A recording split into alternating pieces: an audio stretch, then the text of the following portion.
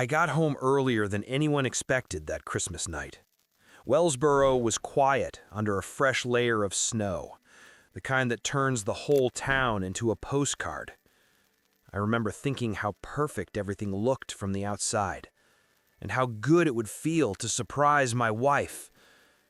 I never imagined the surprise would be mine instead. My name is Thomas Redding.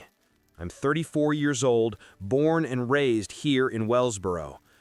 And until that night, I still believed my family, my wife, my parents, and my younger brother stood on the same ground I did. Honesty, loyalty, decency. I was wrong. God, I was wrong. The house smelled like pine and cinnamon when I stepped inside. The kind of holiday scent that's supposed to make you feel warm. I took 2 steps down the hallway, brushing snow off my shoulders, when I heard her voice, my wife, soft, nervous, too nervous. I took the test again. The baby is yours. He can't find out. I froze, my hand still resting on the doorknob behind me, as if I could rewind the moment and enter again into some different version of my life. My wife wasn't alone. She was on speakerphone, and the voice on the other end belonged to my brother, my younger brother, the one I defended half my life, the one I covered for, the one I loved more than he ever loved himself. My chest tightened so hard I had to swallow twice just to breathe. I leaned forward, just enough to see the outline of her shadow in the kitchen light, her hand covering her mouth as if she were confessing a crime. Maybe she was. Then I heard another voice. 2, actually. My parents. My mother speaking first. "We'll help you two keep this quiet. He doesn't need more on his shoulders. Not now." My father murmured in agreement. "As soon as he stabilizes things at work, this will get sorted." I felt something inside me fall. Not break. Fall. Like a beam snapping inside a house you thought was solid. They knew. They all knew. And they didn't care about me at all. I stepped back slowly, the floorboard under my boot threatening to creak. Somehow it didn't. I felt invisible in my own home, a ghost watching his life collapse in silence. For a moment I thought about walking into the kitchen and confronting them, just opening the door and seeing how fast the color drained from every face in that room. But I couldn't speak. I couldn't even blink. My heart wasn't ready for the sound of their excuses. So I turned the knob again and slipped out the same way I came in. The cold hit my face with a force that almost steadied me. I stood on the porch, staring at the quiet snow-covered street, wondering how long they had been lying to me. Weeks? Months? Longer? The Christmas lights on the houses across the road flickered faintly, like they were apologizing for the scene I'd just witnessed. I walked to my truck with steps that didn't feel like mine.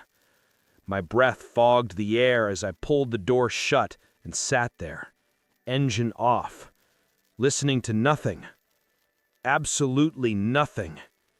The world was silent while my insides screamed. And that's when I realized something.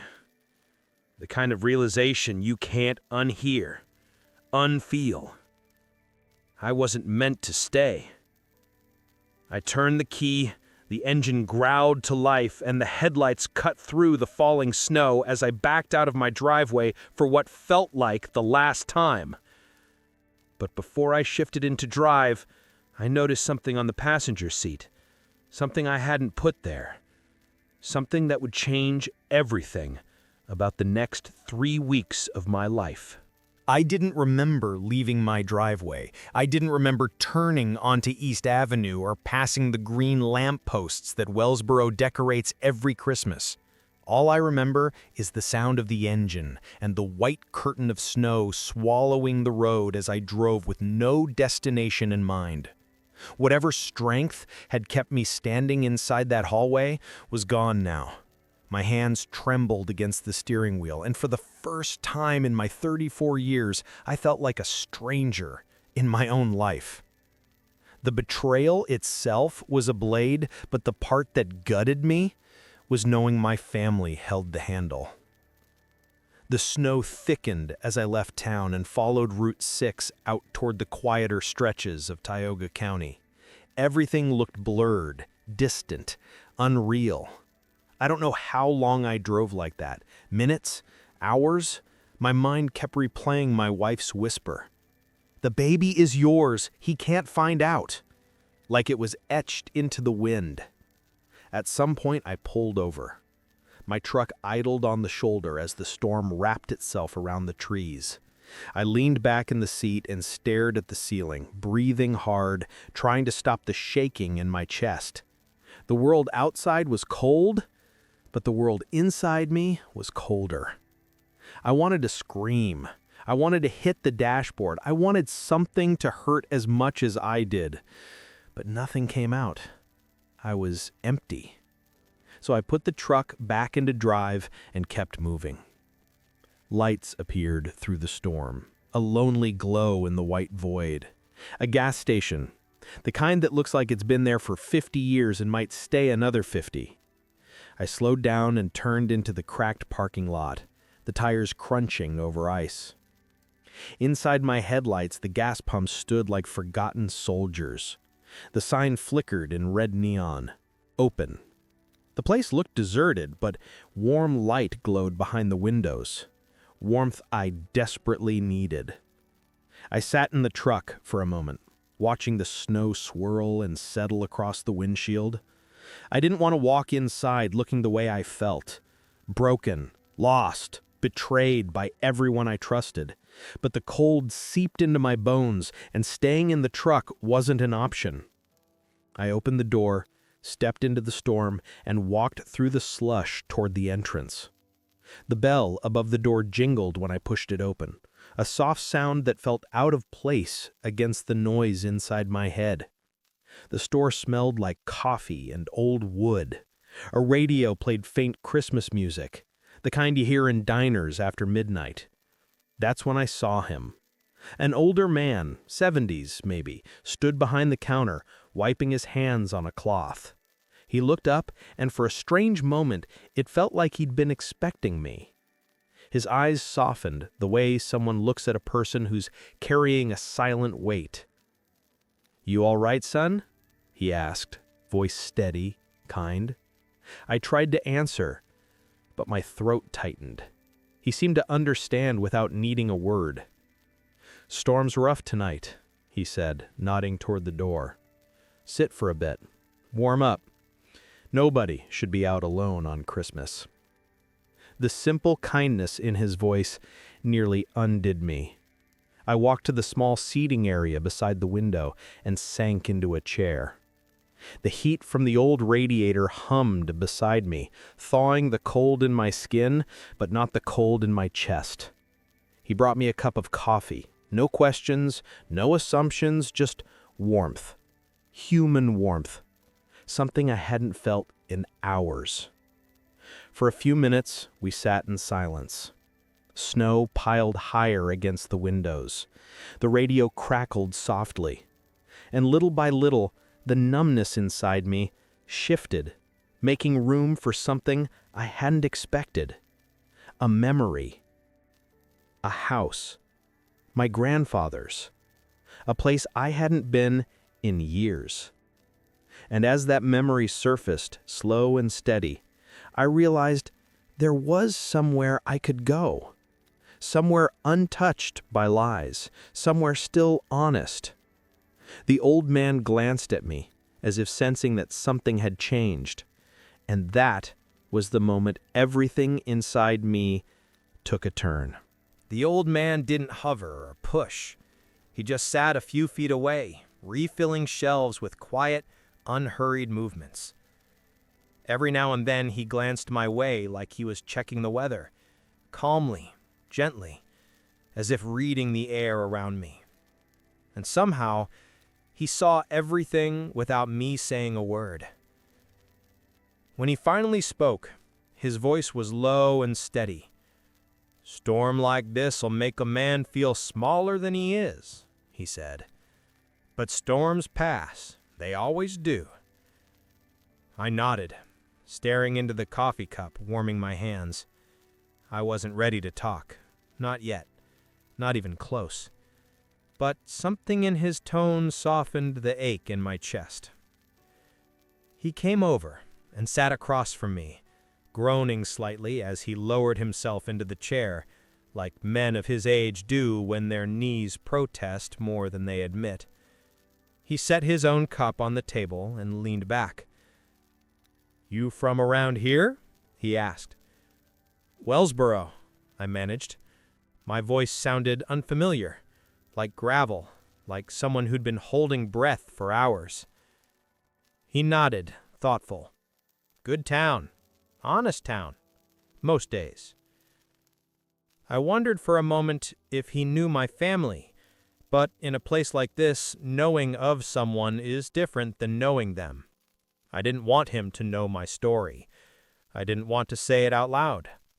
Speaking it would make it real, solid, undeniable. But the silence between us didn't demand words. It held space, safe space. "I'm Henry," he finally said. "Been running this place since '78. Don't plan on leaving any time soon." I lifted my eyes to him. His hair was gray, his beard thin and neatly trimmed. There was something grounded about him, like the kind of man who had lived enough life to see what truly mattered and what never did. He studied me for another moment, then sighed softly. "Son, nobody should be alone on Christmas." And just like that, whatever wall I was holding up inside cracked. I didn't break down, I didn't cry, but the tension in my shoulders eased, and the tightness in my chest loosened just enough for me to take a real breath. Henry didn't ask what happened. He didn't need to. Some people can read pain like a book without flipping a single page. He sipped his coffee and looked out at the storm. "You know, people talk about truth like it's this big, heroic thing, but sometimes the hardest truths are the ones we find in our own homes." The words sank into me like warm water easing an old frostbite. My wife used to say, "Honesty is the only thing that doesn't crumble under pressure." Took me a long time to understand that, longer than it should have. There was something in the way he said, "used to," loss, memory, a whole life behind those two simple words. He lost her 12 years ago, Christmas Eve. Heart gave out. I thought I'd go with her. He paused, staring into his cup. But I didn't. I stayed. And when I didn't know what to do with myself, I started doing something simple. Helping strangers. Turns out it helped me too. He looked at me then. Truly looked. "You deserve a life where people are honest with you, Thomas." Hearing my name didn't surprise me.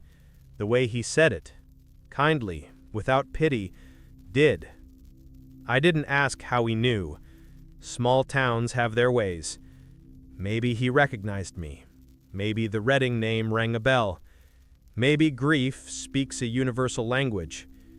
But in that moment, it didn't matter. Because when I stood to leave, something finally shifted inside me. Not anger, not bitterness, clarity. As I reached the door, hand on the cold metal handle, a memory surged up from somewhere deep. My grandfather's house on the outskirts of town, the old wooden porch, the smell of cedar, the quiet that wrapped around you like a blanket. A place untouched by lies. Untouched by them. I turned back toward Henry, who gave a small, knowing nod, as if he could see exactly where my thoughts had gone. And as I stepped into the storm again, the snow swirling around me like a clean slate, I realized I knew exactly where I was going next. By the time I turned onto the old country road that led to my grandfather's house, the storm had softened into a slow, steady snowfall, the kind that made the world look quieter than it actually was. The headlights cut through the white haze just enough for me to see the familiar outline of the wooden fence I hadn't passed in years. I don't know why I hadn't come here sooner. Maybe because the house felt like a memory too sacred to disturb, or because going there meant admitting something I'd been avoiding for a long time, that the only real home I ever had was the one my grandfather built with his own hands. When I pulled into the small driveway, the place looked exactly as I remembered. Weathered timber, a sagging porch rail, windows that probably hadn't been washed in a decade. But there was something else too, a sense of stillness, of steadiness, like the house had been waiting for me. I stepped out of the truck and the snow crunched beneath my boots. The cold hit hard, but it wasn't the same cold I felt back in town. This one didn't sting, it grounded. It cleared the fog in my mind like nothing else had. The front door was stiff, but it opened after a firm shove. Inside, the air smelled of dust, old wood, and the faintest hint of cedar. I stood in the doorway for a moment, staring at the dark shape of the living room, letting my eyes adjust. Memories rose quicker than the warmth from the fireplace I hadn't lit yet. My grandfather sitting in his old armchair, tapping the side of his glasses as he read, the sound of him humming while he whittled bits of wood into shapes only he could name. His voice telling me that a man didn't need much to be whole, just honesty, work, and peace. I hadn't thought of those words in years, but they came back now as if the house itself whispered them in the quiet.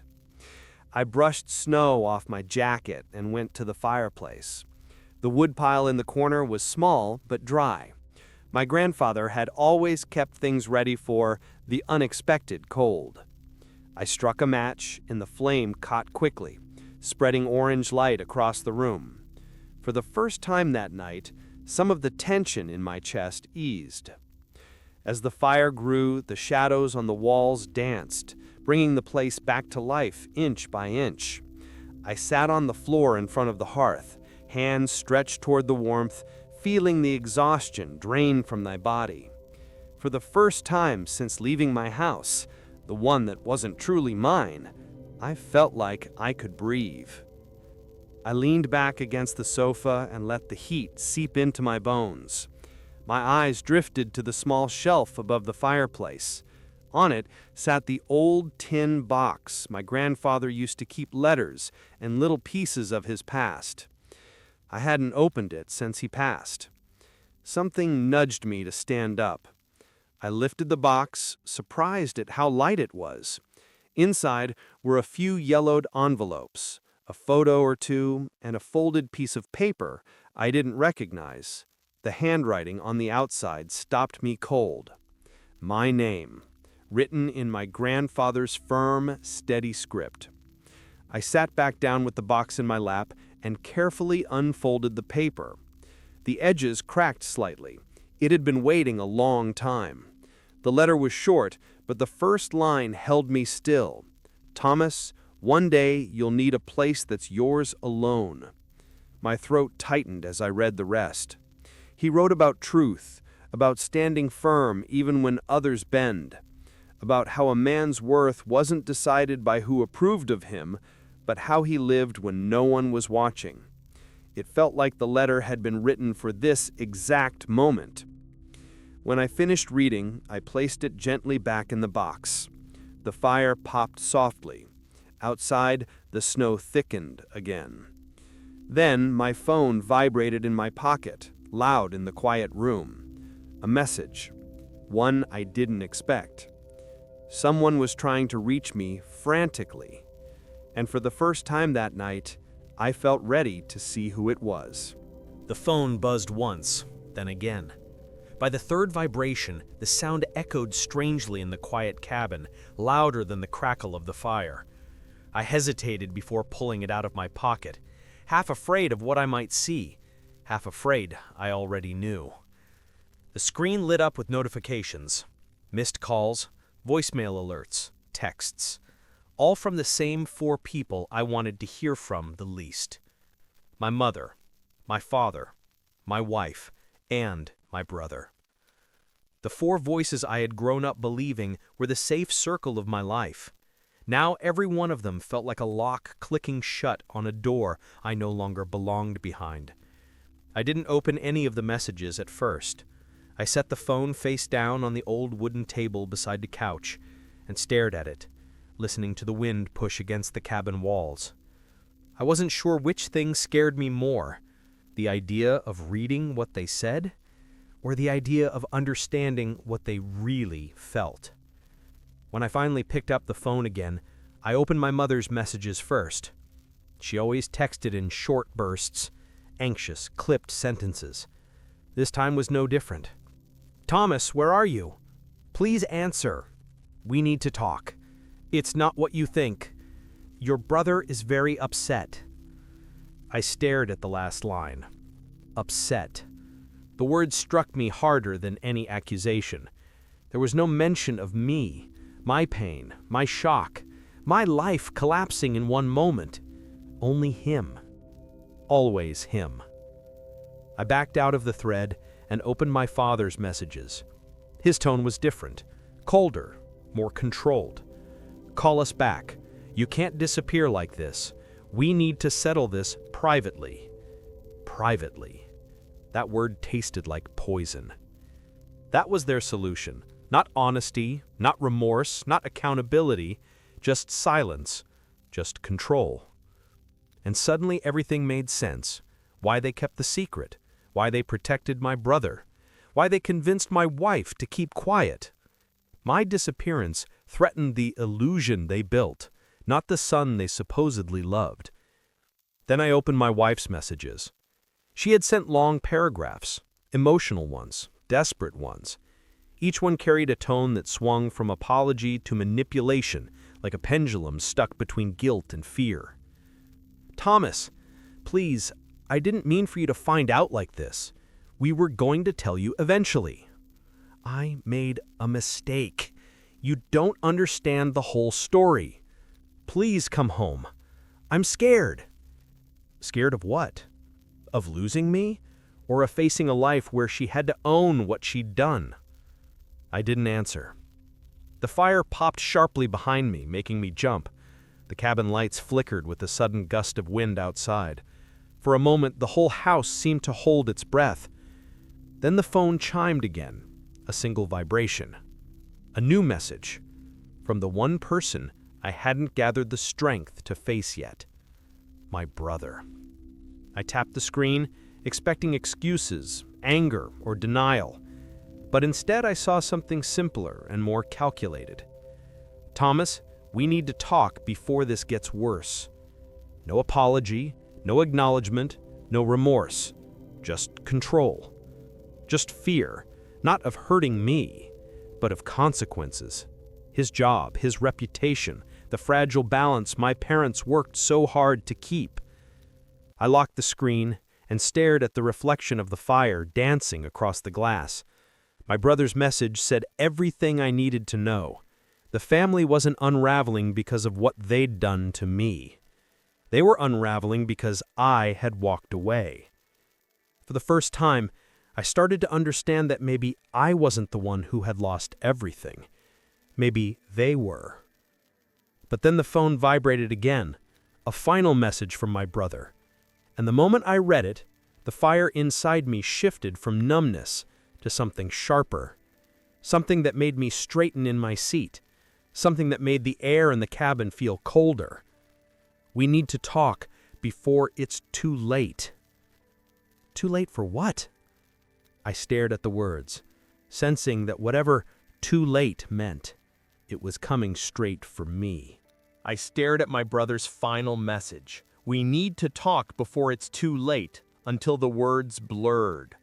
I didn't know if too late meant exposure, consequences, or something darker. But whatever it meant, I knew one thing. He wasn't reaching out because he cared about me. He was reaching out because he was scared. Scared of losing control. Scared of losing his image. Scared of facing the truth. And for the first time, I felt nothing for him. No loyalty, no sympathy, no instinct to protect him like I always had. I took a breath so deep it felt like the first full breath I had taken in years. When I called him back, the phone barely rang before he answered. "Thomas, thank God! Listen, we need to—" I cut him off. "Where are you?" A long pause. "At Mom and Dad's?" "Fine, I'll come by." I hung up before he could say another word. The drive back toward town felt different this time. The storm had eased, and the snow-covered road reflected the moonlight in silver streaks. I wasn't trembling anymore. I wasn't hollow. I felt steady, quietly steady, like something inside me had finally settled. When I parked in front of my parents' house, the porch light was on and 3 silhouettes hovered behind the curtains. They'd been waiting. Of course they had. I stepped inside without knocking. My mother rushed toward me first. "Thomas! Honey!" I walked past her. "Where is he?" My brother stood near the dining table, hands shoved into his pockets, shoulders tight. He looked like a man about to negotiate his way out of a parking ticket, not like a man who had blown up someone's life. "Thomas," he started, "I need to explain." "No, you need to tell the truth." He swallowed hard. "Fine. I messed up. We messed up. But you disappearing like this, it's only making things worse." "For who?" I asked. He blinked. "For all of us." And there it was, the truth he didn't mean to reveal. It had never been about me. It had never been about my pain. It had always been about preserving their own comfort. I let out a slow breath. "How long?" He looked down. "A few months." "And Mom and Dad knew?" My father stepped forward. His voice was stern, rehearsed. "Your brother was under a lot of pressure at work. He made some bad choices. We were trying to protect the family." "Protect the family," I repeated softly, "by destroying mine." My mother wiped her eyes. "Thomas, please, this is Christmas. Let's not—" "No," I said. "Christmas was the night you all decided I didn't matter." The silence that followed was thick enough to choke on. My brother finally spoke again, his voice cracking in frustration. "I didn't want to hurt you, man. I didn't know how to stop things, and then she got pregnant, and you hoped I'd keep living in the dark." He didn't deny it. He couldn't. My father's jaw tightened. "We can still fix this, but you need to come home. You need to keep this inside the family."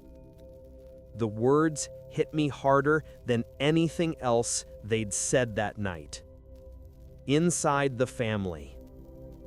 The family that closed ranks against me.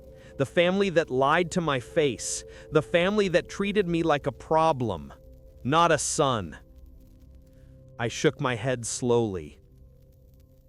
"There's nothing to fix. Not anymore." My brother stepped forward, voice trembling now. "Thomas, please, don't do anything drastic. You don't know everything." I looked at him, really looked at him, and realized something I'd never seen before. He wasn't afraid of losing me. He was afraid of losing the life he built on lies. And suddenly, I understood exactly what I needed to do. I walked out without another word. But as I reached my truck, something caught my eye through the living room window. My parents, my wife, and my brother standing together, whispering, panicking. Not because they were sorry, but because they knew I had finally stepped out of the role they had written for me. And that terrified them. For the first time in this whole mess, I realized I wasn't the one who had something to fear. They were. 3 weeks passed before I went back. Not because I needed that long to collect myself, but because they needed that long to unravel without me. During those days in my grandfather's cabin, I fixed the old hinges on the back door, replaced 2 cracked window panes, and swept the dust from the corners. Every task grounded me a little more. Every board I tightened felt like I was tightening something inside myself that had been loose for years. My phone stayed face down most days. Messages kept coming, my wife begging, my mother pleading, my father demanding, my brother alternating between apologies and accusations. But none of them understood the one truth I finally did. They had already lost me. Now they were just waiting to see how loud the loss would echo. On the afternoon I decided to return, the snow had melted enough to reveal patches of brown earth and dead leaves. The storm had passed, but the air was still cold. That sharp Pennsylvania winter cold that wakes you up before you're ready. I drove into town with a calmness that almost scared me. Not anger, not sadness, just resolution. After everything they had done, they didn't deserve the power to shake me anymore. My mother had arranged a family meeting. She insisted in one final text that we can't move forward until you come home, Thomas. Not your home. Home. Their home. A home that chose my brother over me without hesitation. When I walked inside, every head snapped toward me, my wife first. She stood quickly, eyes wide and red, her hair tied back the way she wore it when she wanted to look sincere. Thomas, she whispered, stepping toward me. I moved past her. My brother hovered near the fireplace, arms crossed like he was bracing for impact. My father stood stiff near the dining table, jaw tight. My mother wrung her hands at the center of the room, pretending to hold the family together as if she hadn't helped tear it apart. I took my time removing my gloves, placing them gently on the table. Then I reached inside my jacket pocket and placed a small USB drive beside them. Every face tensed at once. My father was the first to speak. "What is that?" I said, "Copies of everything." I didn't raise my voice. I didn't need to. Silence rippled across the room like a cold draft. I sat down in the same chair I'd occupied 100 times at Sunday dinners, but the room felt foreign now, as if I were visiting strangers. My wife swallowed hard. "Thomas, we can explain." "No," I said quietly. "You can't."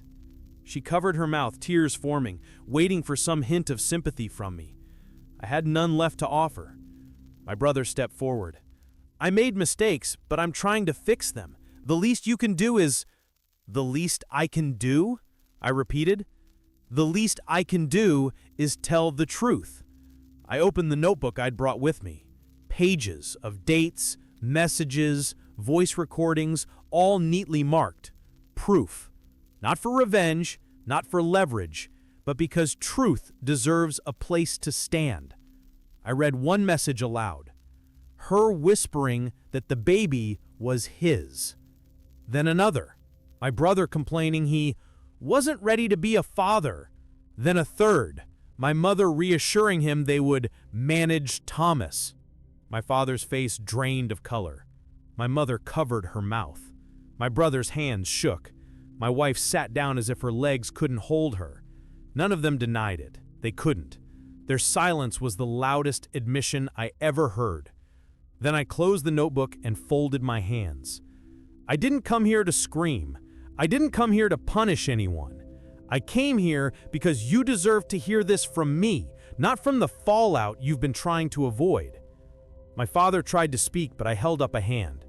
I am done protecting all of you. I am done carrying the weight you put on me, and I am done being a son, a brother, or a husband to people who chose lies over love. Their faces changed instantly. Shock, fear, and something like desperation. Because in that moment, they finally understood what they never imagined. I wasn't theirs to control anymore. And then, I told them what I had decided. When all their voices finally fell silent in that living room, I felt something unexpected wash over me. Not triumph, not revenge, not even anger. Just release, like someone had quietly opened a window in a suffocating room and let the air move again. My mother stepped forward first, her voice shaking. "Thomas, please don't do this. We can fix this. We can still be a family." I looked at her for a long moment. There was a time when those words would have pulled me back instantly, no matter what the cost. But that time was gone. "You already made those choices," I said softly. "I'm just finally making mine." My wife reached out toward me, tears streaming down her face. "Thomas, I'm begging you. I know I hurt you. I know I was wrong. But you can't just walk away from everything we built." I shook my head slowly. "We didn't build anything. I did, and you tore it down." She lowered her hand, her sob catching in her throat. My father tried next, his voice steady but brittle. "You're overreacting. Families survive worse than this. We've kept everything contained." "That's the problem. You think silence is the same as survival." My brother didn't say a word. He just stood there, pale, tight-lipped, afraid of the consequences he'd tried so hard to outrun. For the first time in my life, I saw him not as my brother, but as a man terrified of facing a world without the protective net of our parents.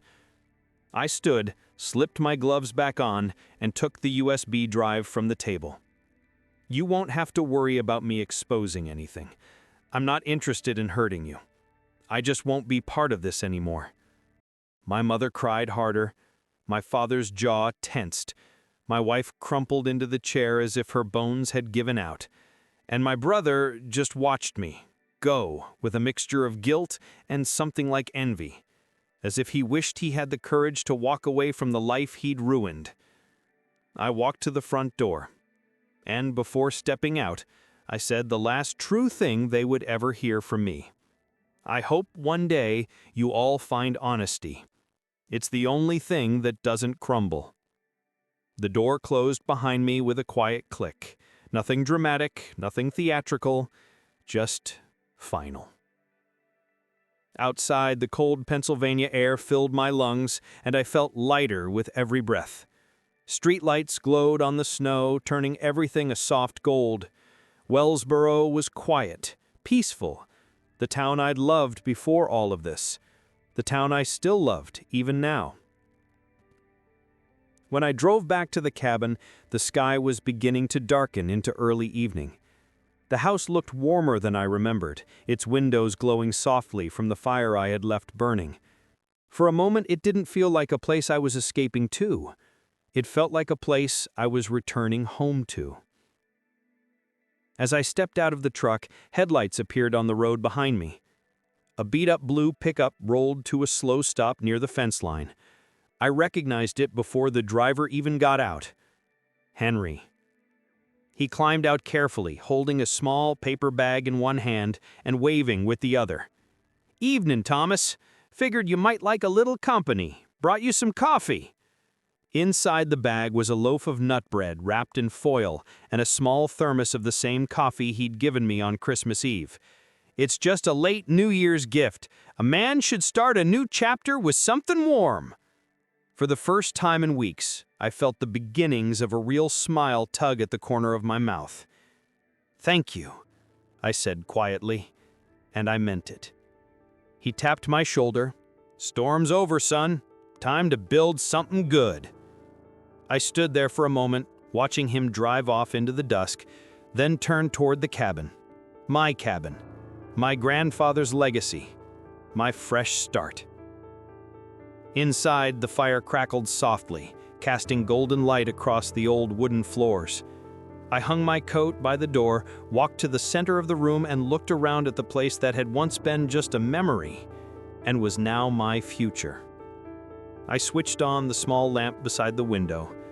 The house glowed softly, and as the warmth settled around me, I whispered to myself, "This is my real home now."